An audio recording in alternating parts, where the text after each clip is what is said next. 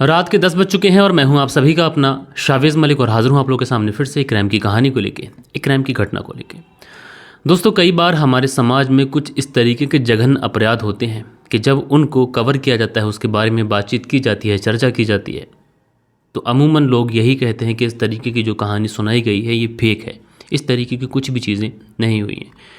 लेकिन दोस्तों, मैं अगर आप लोग को एक कड़वा सच बताऊं तो आजकल का जो ज़माना है, आजकल का जो दौर है, ये दौर इतना ज़्यादा गिर चुका है, इतना ज़्यादा नीचे लेवल पर ये दौर पहुंच चुका है कि आजकल के ज़माने में ना तो किसी रिश्ते की कोई अहमियत रही है, ना इंसान की किसी इंसान के प्रति कोई मोहब्बत रही है।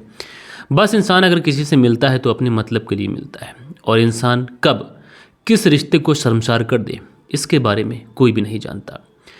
जो दोस्तों आज की कहानी मैं आप लोग को सुनाऊंगा, इस कहानी के अंदर आप लोग देखेंगे कि किस तरीके से जो इंसानियत है वो शर्मसार हुई है। तो पूरी कहानी सिलसिलेवार तरीके से मैं आप लोग को सुनाऊंगा, बस आप लोग इस वीडियो में अंत तक बने रहिएगा। दोस्तों, बात करें अगर आज की कहानी की, तो आज की कहानी की शुरुआत होती है उत्तर प्रदेश से, और उत्तर प्रदेश में एक जगह लगती है महोबा। इसी महोबा के एक इलाके में एक परिवार रहा करता है। इस परिवार में एक व्यक्ति जिसकी उम्र तकरीबन 44 साल के आसपास है। अब चूंकि ये घटना ऐसी है कि इसमें एक नाबालिग का नाम जुड़ रहा है, तो इसलिए तमाम न्यूज़पेपर, तमाम आर्टिकल्स भी मैंने खंगाले तो मुझे पता चला, और खुद से, क्योंकि अगर नहीं भी पता चलता तो भी मैं भी ऐसा करता। नाबालिग लड़की की जब बात आती है तो उसकी प्राइवेसी रखनी पड़ती है, उसका नाम छुपाना पड़ता है। न्यूज़पेपर में भी नाम नहीं था, लिहाजा ये जो व्यक्ति है जिसकी उम्र 44 साल के आसपास है, इसकी पत्नी है और इसकी एक बेटी है जिसकी उम्र 18 साल के आसपास है। ये जो परिवार था बहुत भले से अपनी ज़िंदगी गुजार रहा था। कहने को परिवार में ज़्यादा पैसे नहीं थे, लेकिन उसके बावजूद भी परिवार में खुशियाँ थीं, सब कुछ वैसा ही चल रहा था जैसा चलना चाहिए था। और इसी बीच में इस परिवार में जो व्यक्ति है 44 साल का, इसकी जो पत्नी होती है, किसी रिलेशन में कोई शादी समारोह होता है, उस शादी समारोह में चली जाती है। अब घर में महज एक व्यक्ति जिसकी उम्र 44 साल के आसपास है, और अपने पिता का ख्याल रखने के लिए उसकी एक 18 साल की जो बेटी थी वो अपने पिता के साथ रुक जाती है। लेकिन दोस्तों, जैसे ही अगला दिन होता है, ये जो लड़की होती है अपने घर से पिता को बिना बताए भाग लगा देती है। लड़की भागती जा रही है, आंखों से आंसू गिरते जा रहे हैं। जो कोई भी इस लड़की को मिलता वो पूछता कि बेटा क्या बात है, क्यों परेशान हो। लेकिन जो लड़की थी किसी से भी बात करने के लिए तैयार नहीं थी। लोग समझ ही नहीं पा रहे थे कि आखिरकार इस लड़की के साथ में क्या हुआ है। उसके बाद में ये लड़की दौड़ी दौड़ी भागी भागी किसी तरीके से अपने मामा के पास पहुंचती है, और मामा के पास पहुंचने के बाद में कहती है कि मामा, मेरे साथ में जो कुछ हो रहा है वो मुझसे अब बर्दाश्त नहीं हो रहा है। आप कुछ भी कर कर मुझे उस चंगुल से, मुझे उस हैवानियत भरी दुनिया से बाहर निकाल लीजिए। अब जैसे ही मामा ये बात सुनता है तो उसका बड़ा अजीब सा लगता है कि उसकी भांजी, जिसकी उम्र महज 18 साल के आसपास है, आखिरकार कौन से रिश्ते से वो इतनी ज़्यादा डर गई है कि जिसकी वजह से वो मदद मांगने के लिए मेरे पास आई है। उसके बाद में जो मामा होता है ये अपनी उस भांजी से कहता है कि बेटा क्या बात है, तुम सारी बात मुझे सिलसिलेवार तरीके से बताओ, हो सकता है कि उसके बाद में तुम्हारी मदद कुछ अच्छे तरीके से कर पाऊँ। उसके बाद में जो लड़की होती है जब अपने मामा के मुंह से ये बातें सुनती है, ये अल्फाज सुनती है कि मामा मदद करने के लिए तैयार है, तो लड़की बस आंखों से आंसू जा रहे थे, कुछ भी शब्द, कुछ भी अल्फाज उसके मुँह से बाहर नहीं आ रहे थे। मामा बहुत ज़्यादा समझाता है अपनी भांजी को, उसको ढांढस बंधाता है।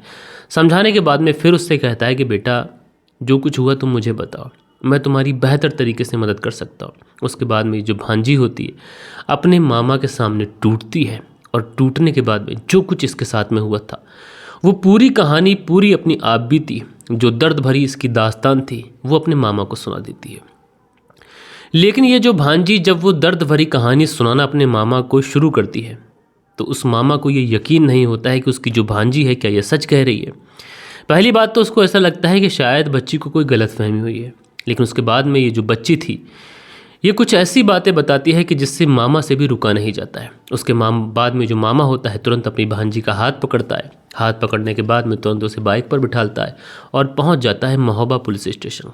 महोबा पुलिस स्टेशन पहुंचने के बाद में वहां पर पुलिस के पास पहुंचता है और कहता है कि वो अपनी भांजी को लेकर आया है और जितनी जल्दी हो सके इसके पिता को गिरफ्तार कर लीजिए। अब जैसे ही ये बात वहाँ के पुलिसकर्मी सुनते हैं तो पूछते हैं कि क्या बात है, तुम अपने बहनों की गिरफ्तारी की क्यों बात कर रहे हो, क्या मामला है। तो ये जो व्यक्ति होता है, जो मामा था इस लड़की का, वो कहता है कि देखो इस बारे में मैं आप लोग को कुछ अगर बताऊं तो शायद आप मेरी बातों पर यकीन ना करें, लेकिन ये जो मेरी भांजी है जिसकी उम्र 18 साल है, बेहतर यही होगा कि इससे सब कुछ पूछ लें। अब पुलिस वाले जो थे वो उस 18 साल की लड़की से पूछताछ करने की कोशिश करते हैं, लेकिन दोस्तों वो लड़की जिस कंडीशन में थी वो किसी तरीके के जवाब पुलिस वालों के देने की एक तरीके से वो दे ही नहीं पा रही थी, क्योंकि उसको बस रोना ही आ रहा था, उसकी आंखों से बस आंसू ही गिर रहे थे, उसको कोई भी अल्फाज उसके मुंह से बाहर नहीं आ रहा था।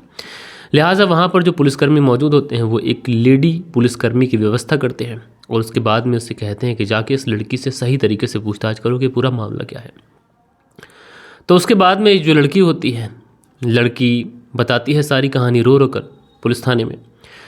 उसके बाद में जो पुलिस वाले होते हैं तुरंत अपनी गाड़ी उठाते हैं। गाड़ी उठाने के बाद में इस लड़की के जो पिता होते हैं 44 साल के, उनको गिरफ्तार करती है। गिरफ्तार करने के बाद में पुलिस थाने लेके आते हैं। लेकिन दोस्तों जब लड़की के पिता को गिरफ्तार करके उस गांव से लेके आया गया था तो गांव वाले बड़ा हैरान थे कि इस व्यक्ति को आखिरकार क्यों गिरफ्तार किया जा रहा है। ये व्यक्ति एक सीधा सज्जन व्यक्ति है, ना किसी से कोई लड़ाई हुआ है, ना कोई झगड़ा हुआ है, तो भला किसने इसके खिलाफ एफआईआर कर दी, किसने रपट लिखा दी। लेकिन ये किसी को नहीं पता था कि इसकी लड़की ने ही अपने पिता के खिलाफ रपट लिखाई है। दरअसल ये जो लड़की है ये पुलिस को बताती है कि मैं, मेरी माँ और मेरे पिताजी एक ही घर में रहते हैं, लेकिन पिछले कुछ दिनों से मेरे जो पिता हैं ये मेरे ख़िलाफ़ जो नज़र अपनी उठाते हैं वो नज़र इनकी गंदी होती है। मुझे इस चीज़ का एहसास बिल्कुल नहीं था, लेकिन अभी कल के दिन ही जो मेरी माँ होती है वो किसी शादी समारोह में अपने किसी रिलेटिव के यहाँ चली जाती है। उस समय मैं बस घर पे अकेली होती हूँ। जब मैं घर पे अकेली होती हूँ तो जो पिता होते हैं, ये पिताजी मेरे पास आते हैं। पास आने के बाद में मुझसे 2-4 बातें कहते हैं बेटा पानी पिला दो। उसके बाद कहते हैं कि बेटा चाय बना दो। मैं चूँकि पिता का ख्याल रखना जानती हूँ इसलिए मैं घर पे रुकी थी, इसलिए मैं पिताजी को चाय बना के ला देती हूँ, उनको पानी वगैरह के लिए पूछती हूँ, खाना वगैरह खिलाती हूँ, उनके कपड़े वगैरह प्रेस करके रखती हूँ। यानी माँ के जाने के बाद में मैं कोशिश कर रही थी कि पिताजी को किसी भी तरीके की कोई परेशानी ना हो। अब मैं पिता का ख्याल रखनी हूँ, पिताजी भी मुझसे जो भी उनको चाहिए था वो मुझसे मांगा करते थे। लेकिन शाम के वक्त को कुछ ऐसा होता है कि पिताजी अचानक से मेरे कमरे के अंदर आ जाते हैं। मेरे कमरे के अंदर आने के बाद में वो गेट बंद कर देते हैं। मैं उनसे पूछती भी हूँ कि पिताजी तुम क्या कर रहे हो, लेकिन जो पिता होते हैं वो मुझे बस कहते हैं कि बेटा कुछ बात नहीं, बस ऐसे ही गेट बंद कर रहा हूँ। उसके पास मेरे पास आते हैं। मेरे पास आने के बाद में मुझे गलत तरीके से टच करने लगते हैं। मुझे इस तरीके से टच करते हैं कि मुझे साफ फील हो रहा था कि पिताजी की नीयत में खोट है। उसके बावजूद मैं पिता से कहती हूँ कि पिताजी तुम क्या कर रहे हो, तुम्हें खबर भी है कि मैं तुम्हारी बेटी हूँ। लेकिन जो पिता होते हैं अब यहाँ पर अपनी शैतानियत दिखाते हैं और मुझे डराते हुए धमकाते हुए कहते हैं कि देखो जो मैं तुम्हारे साथ में करने जा रहा हूँ वो सब मुझे हंसी खुशी करने दो। बेहतर यही होगा कि तुम ये सारी चीज़ें मुझे कर लेने दो। घर की बात है, घर में ही रह जाएगी, और अगर तुम विरोध करोगी तो तुम्हें मार के मैं ऐसी जगह फेंक दूंगा कि तुम्हारी डेड बॉडी भी किसी को नहीं मिलेगी, और तुम्हारी माँ को भी मार दूंगा। जब ये बातें ये पिता अपनी बेटी से कहता है तो बेटी महज अभी 18 साल की है। बेटी डर जाती है। उसके बाद में ये जो बाप होता है ये अपनी बेटी के साथ में मुँह काला करता है, उसके साथ में दुष्कर्म करता है, और दुष्कर्म करने के बाद में जब इसका मन भर जाता है तो वहाँ से चला जाता है। उसके बाद में जो बेटी होती है जैसे तैसे कर कर वो रात गुजारती है। उसके बाद में अगले दिन सुबह उठती है और उठने के बाद में घर से भाग लगा देती है। भाग लगाते हुए अपने मामा के पास पहुंचती है। मामा के पास पहुंचने के बाद में जो पूरी कंप्लेंट थी वो कंप्लेंट दर्ज कराती है, और उसके बाद में जो व्यक्ति है उस व्यक्ति को गिरफ्तार किया जाता है। लेकिन दोस्तों अभी इस लड़की ने अपने पिता के ऊपर इल्ज़ामात लगाए हैं। पुलिस इन्वेस्टिगेशन करेगी, जिस तरीके के भी सबूत, जिस तरीके का भी दोष इसके पिता के ऊपर सिद्ध होता है उसके बाद में इसे सज़ा सुनाई जाएगी। दोस्तों बहुत सारे ऐसे केसेस हुए हैं कि जिसमें जो रेप के दावे हैं वो झूठे भी हुए हैं, और बहुत सारे ऐसे केसेस हुए हैं जिन रेप की पुष्टि भी हुई है, और उसके बाद में जो एक तरीके से घर के माता पिता रिलेशन में जो रिश्तेदार वगैरह इस तरीके का जघन्य अपराध करते हैं उनको उम्र कैद या फिर फांसी तक की सज़ा मिली है। बहरहाल दोस्तों आप लोग इस पूरी कहानी को किस तरीके से देखते हैं अपनी राय नीचे कमेंट्स बॉक्स में ज़रूर से ज़रूर बताएगा, और कल के दिन आप लोगों के जो भी कुछ कमेंट्स हैं अब वक्त होता है कि आप लोग के कमेंट्स पढ़ लिए जाएँ। सो दोस्तों हमारे चैनल पर जो कल के दिन कमेंट्स आए थे इसमें मंसूरी भाईजान है, लिखते हैं अस्सलाम वालेकुम साहब, हम आपको सऊदी अरब से सुनते हैं, पीडी नगर उन्नाव के रहने वाले हैं। तो मंसूरी भाईजान जी आपका बहुत शुक्रिया। सुरेंद्र शर्मा अपना प्यारा सा कमेंट्स करते हैं, नमस्ते भैया सुरेंद्र शर्मा जी। उसके बाद में अगला कमेंट अंसारी अली का है, लिखते हैं जनाब सलामत रहिए, हम आपकी कहानी को वैसे सुन रहे हैं और आखिरी देरी की वजह से कमेंट्स नहीं कर पाते हैं, मावरत खुबा हैं, माजरत चाहते हैं। तो अंसारी अली जी आपका बहुत बहुत शुक्रिया। सतबीर हैं लिखते हैं कहानी सुनकर मुझे बहुत अच्छा लगा। सतबीर मुजफ्फरनगर उत्तर प्रदेश से कहानी सुनते हैं। सोहनलाल सेतिया हार्ट बनाते हैं, बहुत शुक्रिया।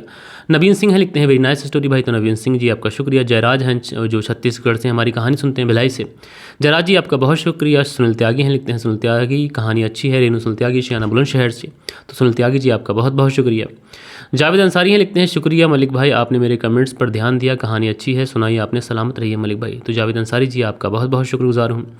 उसके बाद में गेश आहूजा हैं लिखते हैं नाइस स्टोरी सर जी, तो गेश आहूजा जी आपका शुक्रिया। किंग कोहली हैं लिखते हैं ये कहानी पहले मैंने सुनी थी, लेकिन आपका जो लेवल है कहानी सुनाने का ये सबसे अलग है, आपकी आवाज़ का कोई जवाब नहीं भैया। तो किंग कोहली जी आपका बहुत शुक्रगुजार हूँ। राजपुरा खबरनामा है लिखते हैं इसमें राहुल की गलती है, उसको कोमल को मना कर देना चाहिए था। राजपुरा खबरनामा जी आपका शुक्रिया।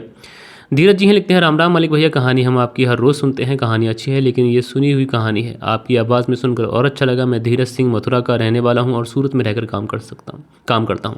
तो धीरज सिंह जी आपका बहुत बहुत शुक्रिया। हसीबुल अंसारी हैं लिखते हैं अस्सलाम वालेकुम, तो भाई वालेकुम सलाम लिखते हैं मेरे छोटे भाई, बिल्कुल सही बात है मेरे छोटे भाई, आपकी आखिरी वाली बातें जो कहते हैं आप, वो बातें सिखाने के लिए बहुत ज़्यादा काफ़ी हैं। तो हसीबुल अंसारी जी बहुत बहुत शुक्रिया आपका। स्टेटस फॉर यू लिखते हैं कहानी की शुरुआत बहुत अच्छे से हुई लेकिन इसका एंडिंग बहुत दुख भरा रहा, तो स्टेटस फॉर यू आपका बहुत बहुत शुक्रिया। आमिन गुज्जर है लिखते हैं वेरी नाइस कहानी, तो आमिन गुज्जर जी आपका बहुत बहुत शुक्रिया। उसके बाद में मदन बिहावत हैं लिखते हैं सलाम भाईजान गुड स्टोरी, तो मदन बिहावत जी आपका बहुत बहुत शुक्रिया और ये राजस्थान से हैं तो आपका शुक्रगुजार हूँ। उसके बाद में मिसारुद्दीन खान है लिखते हैं गुड मॉर्निंग सर, से सुल्तानपुर उत्तर प्रदेश से कहानी सुनते हैं, बहुत शुक्रिया भाई। संदीप हैं लिखते हैं भाई जो लोग कहानी में राजनीति ढूंढते हैं लोगों के कमेंट्स मत लीजिएगा, क्राइम को सिर्फ क्राइम की नज़र से देखना चाहिए। तो संदीप जी बहुत अच्छी बात कही आपसे, मैं आपका सहमत हूँ और इस पर अंसारी अली जी का कमेंट्स भी आया है, वो भी सहमत है आपकी बात से, तो भाई आपका बहुत बहुत शुक्रिया। उसके बाद में लाइक अब्बास हैं और गुलिस्तान नाज़िन की पत्नी है, बागपत यूपी से कहानी सुनते हैं भाई, वालेकुम सलाम आपका बहुत बहुत शुक्रिया। किंग कोहली हैं लिखते हैं बहुत दुख हुआ स्टोरी सुनकर, किंग कोहली जी आपका बहुत बहुत शुक्रिया। शीलनिधि हैं लिखते हैं मलिक भाई गुड नाइट, बहुत अच्छी कहानी है, बहुत शुक्रिया भाई। प्रकाश राज हैं लिखते हैं नमस्कार सर जी, बेंगलोर से सुनते हैं, तो भैया नमस्कार, कैसे हैं आप, आपका शुक्रिया। उसके बाद में नसीमुद्दीन हैं लिखते हैं अस्सलाम वालेकुम मलिक भाई, कहानी बहुत शानदार है और राहुल ने बहुत गलत किया, उसको ऐसा नहीं करना चाहिए था। नसीमुद्दीन पच्चू भाई कस्बा मौदहा ज़िला हमीरपुर यूपी से सुनते हैं, बहुत शुक्रिया भाई। राजकिशोर चौरसिया हैं लिखते हैं राजकिशोर चौरसिया महाबलेश्वर महाराष्ट्र से सुनते हैं। जयराज हैं लिखते हैं नमस्कार भाई साहब, कहानी बहुत अच्छी है, तो जयराज जी आपका बहुत शुक्रिया। दी वेस्टर अपना प्यारा सा कमेंट्स करते हैं, दी वेस्टर जी आपका बहुत शुक्रिया। ए के खान कमेंट्स करते हैं, ए के खान जी बहुत शुक्रिया। आमिन गुज्जर फैसलाबाद पाकिस्तान से कमेंट्स करते हैं, बहुत शुक्रिया। नक्षत्र सिंह हैं ये भी बहुत प्यारा सा कमेंट्स करते हैं, तो नक्षत्र सिंह जी आपका शुक्रिया। और उसके बाद में सोनी जी हैं लिखते हैं कहानी इतनी नहीं थी जितनी आपने लंबी कर दी और बहुत ज़्यादा गलत कर दी, तो सोनी जी आपका बहुत बहुत शुक्रिया कि आपने मुझे बताया और मैं ऐसा करूँगा कि कभी कभी जो स्टोरीज़ होगी तो उसको बहुत सारांश में आपको सुनाऊँगा। हैरी छतरी हैं लिखते हैं कि आप फालतू की बातें मत किया करें, सीधा स्टोरी पे आ जाया करें, तो भाई मैं कोशिश करूँगा, लेकिन ऐसा होता है कि कुछ लोग पूछ लेते हैं कि सर क्या हुआ था, कहाँ गए हुए थे, तो टाइम से वीडियो नहीं आया, तो मैं उनको बता देता हूँ, थोड़ी सी अपडेट देता हूँ, लेकिन उसके लिए माफ़ी चाहता हूँ। ठाकुर साहब में लिखते हैं सर आपसे रिक्वेस्ट है कि आप आदमी को समझाओ जिसका नाम विष्णु दीनू प्रसाद है और वो मनाली में अत्यधिक भांग का सेवन करता है, प्लीज़। तो ठाकुर साहब आप भी कोशिश करिए और मैं भी अपने चैनल के माध्यम से कहना चाहता हूँ कि भाई ज़िंदगी बहुत अहम चीज़ है, परिवार के लिए हमें तुम्हें जीना पड़ेगा लॉन्ग लाइफ, तो अपनी बॉडी का ख्याल रखना बहुत ज़्यादा ज़रूरी है। तो आपसे कोशिश यही है, कहने का मतलब यही है कि आप स्वस्थ रहें, परिवार आपकी वजह से स्वस्थ रहेगा और आने वाली जो ज़िंदगी होगी वो खूबसूरत होगी। बहरहाल दोस्तों, ये थे आप लोगों के कुछ प्यारे प्यारे कमेंट्स। आशा करता हूँ कि आज की जो कहानी है ये आप लोग को ज़रूर से ज़रूर पसंद आई होगी, लेकिन आज की कहानी जल्दी में बनाई है, बस अभी आया हूँ तो सोचा शूट कर दूँ, उसके बाद में आप देखेंगे कि आज की कहानी थोड़ी छोटी ही है। बाकी दोस्तों मिलते हैं कल के दिन किसी एक बेहतर क्राइम स्टोरी के साथ में, जब तक के लिए अपना ख्याल रखिएगा, देश का ख्याल रखिएगा, परिवार के रिश्तों की अहमियत को समझिएगा। जय हिंद, जय भारत।